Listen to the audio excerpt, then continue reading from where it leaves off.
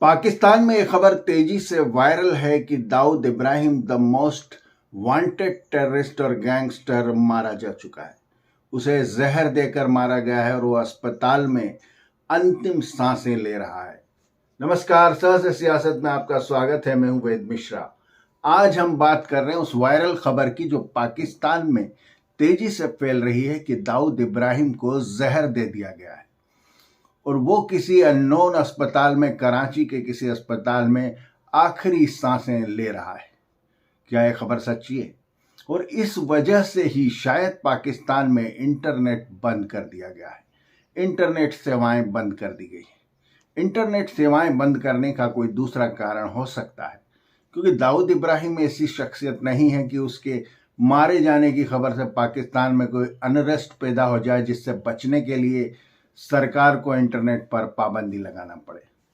दरअसल इंटरनेट पर लगी इस पाबंदी का दाऊद इब्राहिम से कोई संबंध नहीं है। इसका संबंध है इमरान खान की पार्टी के एक आंदोलन से, जो कि वो वर्चुअल मीटिंग करने वाले थे। उस वर्चुअल मीटिंग को रोकने के लिए इंटरनेट को थोड़े दिनों के लिए बैन किया गया और आम जनता में ये अफवाह फैल गई और सोशल मीडिया पर यह तेजी से वायरल हुआ कि दाऊद इब्राहिम की वजह से इंटरनेट पाकिस्तान में बंद किया गया है। लंबे समय से पाकिस्तान में वो टेररिस्ट मारे जा रहे हैं जो भारत विरोधी हरकतों में इन्वॉल्व रहे हैं या रहे थे, चाहे वह जैश ए मोहम्मद के हों या किसी दूसरी तंजीम के या लश्कर तैयबा टाइप के संगठनों के। कोई अननोन गनमैन आता है और इन्हें ठोक कर चला जाता है और न तो पाकिस्तानी पुलिस न खुफिया एजेंसी उसका पता लगा पाती है। हाँ, सोशल मीडिया पर इसका क्रेडिट रॉ को दिया जा रहा है। आम पाकिस्तानी यह जरूर सोच रहा है कि भारतीय खुफिया एजेंसी रॉ इतनी पावरफुल हो चुकी है कि वो पाकिस्तान में आकर अपने दुश्मनों को निपटा रही है। हम इसके लिए अपनी कॉलर ऊंची कर सकते हैं, लेकिन असल में ऐसा है नहीं। रॉ इस तरह के कत्लेआम नहीं कर रही है पाकिस्तान में। तो फिर ये कौन है जो भारत विरोधी गनमैन को, भारत विरोधी गतिविधियों में लिप्त टेररिस्ट को ठोक रहा है, मार रहा है, जहन्नुम पहुंचा रहा है, चाहे अस्पताल में जहर देकर या फिर इवन जेल में जाकर भी उन्हें मारा जा रहा है? इस बारे में विशेषज्ञ सूत्रों का कहना है कि पाकिस्तान खुद अब इन आतंकवादियों से अपना पीछा छुड़ाना चाहता है, क्योंकि ये अब उसके किसी काम के नहीं रहे, बल्कि उसके गले की हड्डी बन चुके हैं। बड़ी मात्रा में इनको सेफ रखने के लिए पाकिस्तान को पैसा खर्च करना पड़ता है, क्योंकि ये एक शानदार लाइफस्टाइल जीते हैं जिसकी इन्हें आदत पड़ चुकी है। ये किसी झुग्गी झोपड़ी में या किसी मिडिल क्लास घरों में नहीं रहते। इन्हें आलीशान घरों में रखा जाता है और इनके खाने पीने का 5 स्टार इंतजाम और सुरक्षा का इंतजाम कर करके पाकिस्तान खुद कंगाली के दहलीज पर पहुंच गया है।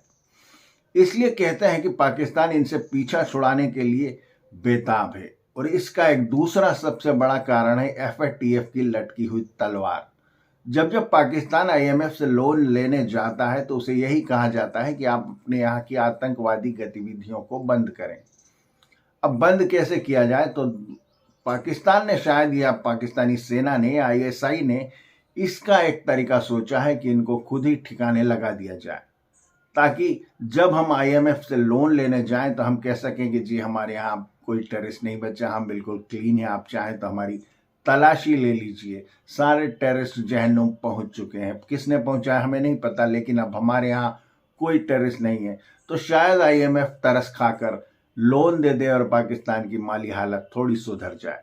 पाकिस्तानी जनरल आसिफ मुनीर, जो सर्वे सर्वा हैं इन दिनों पाकिस्तानी आर्मी के, वो अमेरिका में हैं और अमेरिका में जाकर शायद वो यही मैसेज बाइडन को देना चाहते हैं कि देखिए, हमने ऑपरेशन क्लीन चला दिया है और सारे टेररिस्टों को साफ कर दिया है। अब आप कृपया करके कुछ डॉलर हमारी जेबों में डाल दें तो हम अपनी जिंदगी थोड़ी आराम से गुजर बसर कर पाएं। आसिफ मुनीर यही संदेश लेकर पाकिस्तान से बाहर, यानी कि अमेरिका में गए और इसी दौरान यह खबर फैल गई कि दाऊद इब्राहिम को जहर देकर मारने की कोशिश की गई और वो जहर इतना खतरनाक था कि वो शायद मर भी चुके हैं या अस्पताल में अपनी अंतिम सांसें ले रहे हैं। दाऊद इब्राहिम या इस तरह के कोई भी टेररिस्ट कभी पाकिस्तान में मरे हैं, इसकी कभी पुष्टि नहीं हो पाएगी। यानी कि अगर दाऊद इब्राहिम मर भी गया होगा तो उसे किसी अननोन कब्रिस्तान में दफना दिया गया होगा।